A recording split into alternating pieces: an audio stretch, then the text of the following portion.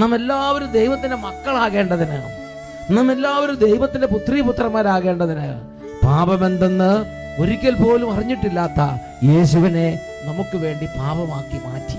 നാം എല്ലാവരും ദൈവത്തിന് നീതിയാകേണ്ടതിന് പാപമെന്തെന്ന് ഒരിക്കൽ പോലും അറിഞ്ഞിട്ടില്ലാത്ത യേശുവിനെ നമുക്ക് വേണ്ടി പാപമാക്കി മാറ്റി. ഈശോ നമ്മുടെ പാപങ്ങൾ ഏറ്റെടുത്തു എന്ന് പറഞ്ഞതിന്റെ അർത്ഥം എന്താണ്? ഈ പാപത്തിന് വേണ്ടി എൻ്റെ ശരീരത്തിൽ, എൻ്റെ ജീവിതത്തിൽ, എൻ്റെ ശരീരത്തിൽ ഞാൻ സഹിക്കേണ്ടിയിരുന്ന മുഴുവൻ പിഴയും കടവും തകർച്ചയും നാശവും മരണവും ഞാൻ സഹിക്കേണ്ടിയിരുന്ന മുഴുവൻ എൻ്റെ പകരക്കാരനായി ഈ പാപം ഏറ്റെടുത്ത ആരാണോ പകരക്കാരനായി ഏറ്റെടുത്തത് ആ വ്യക്തി സഹിക്കാൻ ബാധ്യസ്ഥനാണ്.